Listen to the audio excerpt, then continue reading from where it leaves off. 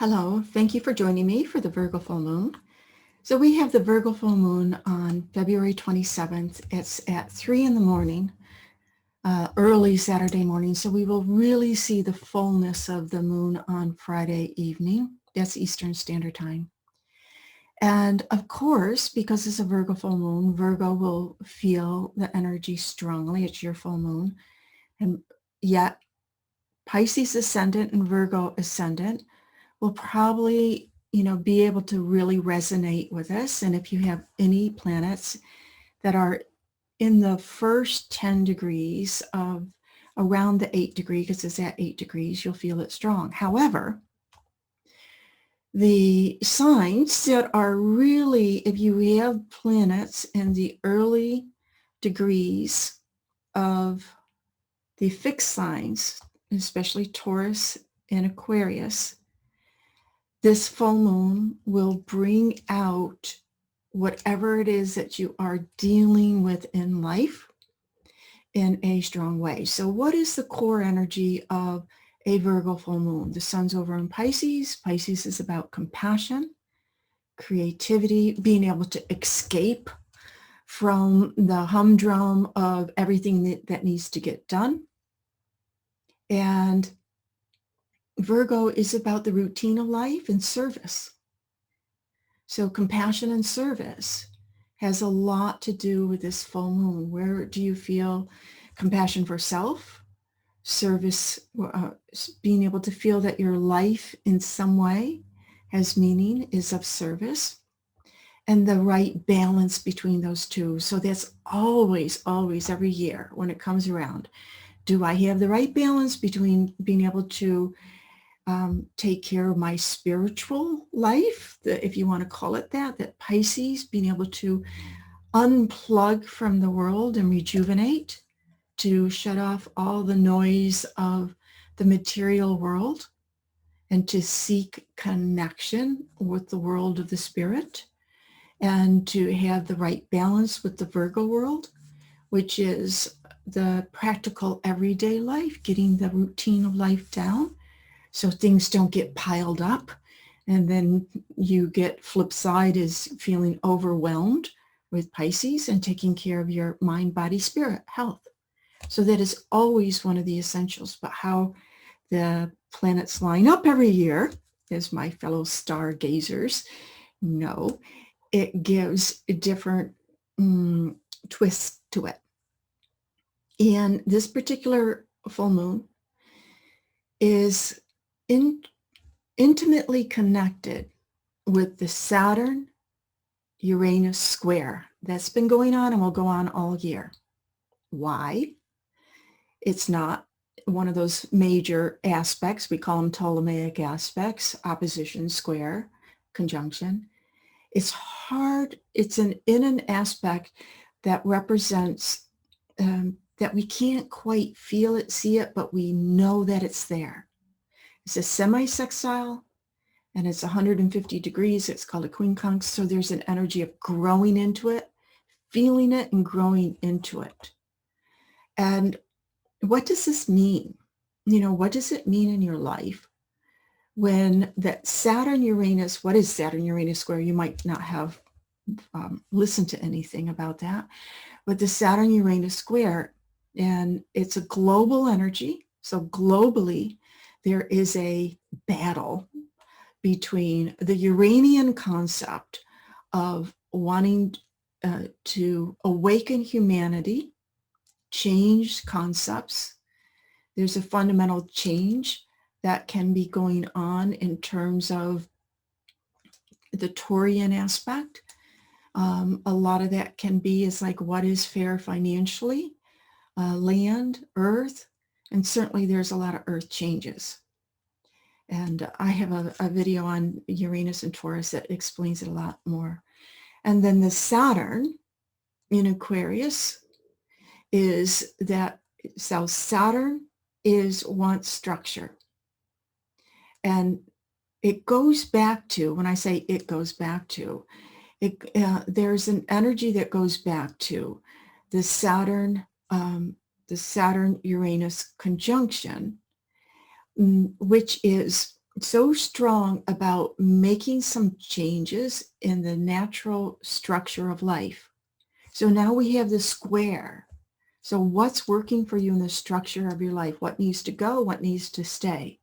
And the full moon is pointing. So, and we on and off, this one's precise because Saturn's at 8 degrees. The sun and moon are at 8 degrees. Uranus is at 7 degrees, but pretty close to 8 degrees. So it's very precise with this full moon. So it has to do with the structure and change. They have to do with the Pisces element. Where can I unplug from the world and rejuvenate and connect with spirit, whatever that means for you? Sometimes we connect with the other side, that which we can't see, through creativity, through muse. Maybe you want to paint. Maybe you want some more music. Maybe you want to go on a yoga retreat, create it yourself and in some way. Maybe you just need to have some time off from, unplug and go take a bath or something. And then the Virgo, the moon in Virgo, the structure of your life. Are you taking care of yourself? Are you doing the things that are healthy for you? Are you keeping up with the stuff that you don't normally like to do? Because granted, Virgo has this reputation of chop wood, carry water, that old saying of the dishes need to get done, the clothes need to be washed. Are you keeping up with that in some way, some semblance that there is order in your life? Virgo just wants order, wants things to be in order. So is there some type of structural change that you can make for that? Now there's another now Venus is in Pisces. She loves to be in Pisces. She's called exalted.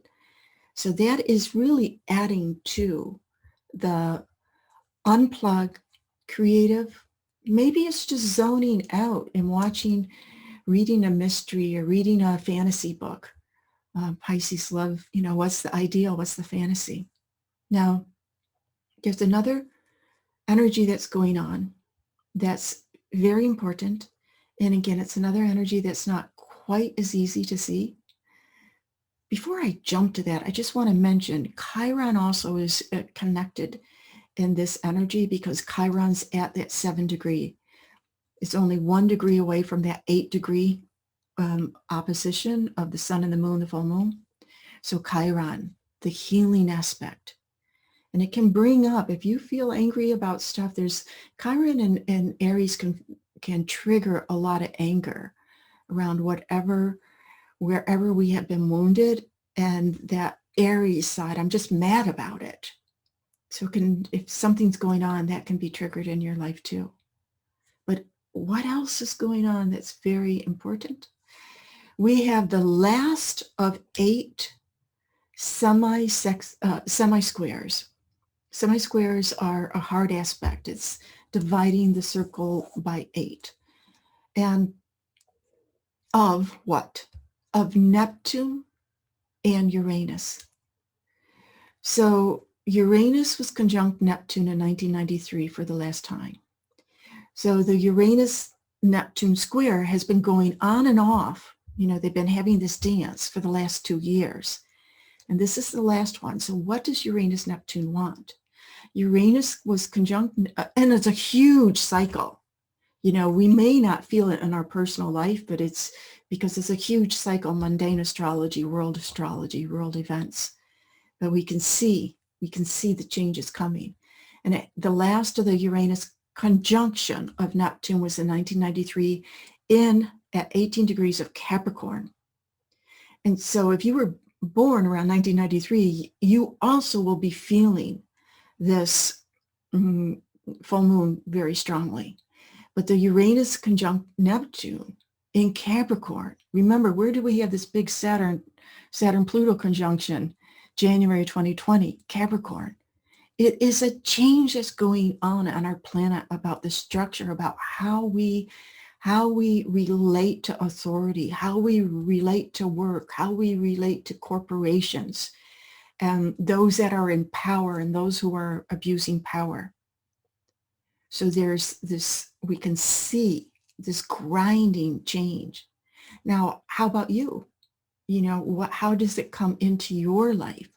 Well, that larger structure that you will feel is like, okay, how do I have this balance between my spiritual, catchword spiritual, my personal life, where I can unplug and develop myself, that has really nothing to do. I mean, it does ultimately, but it has more to do with the evolution of your conscious awakening on the planet. How do I balance time and energy for that versus everything that needs to get done? And how do I make that, in that larger context, make that contribution of having these changes? And Neptune, remember, Neptune wants to bring in the ideal. So we have this Neptune ideal, and the fact that it is vibrating with Uranus, and Uranus is vibrating with Saturn, it goes back to a larger context of this undercurrent of a huge spiritual shift that is occurring, that is happening globally in our own small way within ourselves.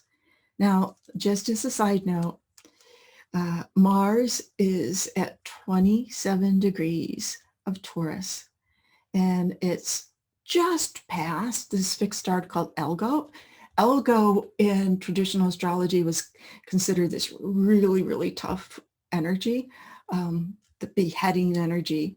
But it's really passionate, and it is a little bit tough energy, and it is with Mars. So there's this toughness it's a little bit of toughness that is happening with this vibration undercurrent. But it also can be, something that's a little bit on the passionate side. Now, I work with midpoints because midpoints are this very powerful vibration. You take two planets. I like think of them as flashlights, and you're shining your light. Where's the midpoint? What planet is being highlighted there? And we have Venus, who's very happy and romantic, idealistic, fantasy-prone exaltation in Pisces. And she is at the midpoint between actually two planets. One is with Neptune and Mercury. So this creative thought, great time to journal, great time to write, great time just to dream, let your mind, Mercury, is the messenger, can go underworld, up to the gods and back down, to get a lot of energy, messages from cosmic. And Venus is at the midpoint between Jupiter and Neptune, which is fabulous if you are thinking about doing something artistic, creative, or just being able to enjoy the moment. So there's quite a bit about just being able to enjoy the moment and seek that inner peace. And Jupiter is at the midpoint between Sun and Pluto. Now, Jupiter being at the midpoint of Sun and Pluto will, if you've been thinking about, what really do I want next in my life? What really do I want to be able to stand for? What really do I feel I can make a difference in? Then that particular vibration opens up for you. So thank you very much for listening, and have a very lovely, blessed, joyous full moon in Virgo. Thank you.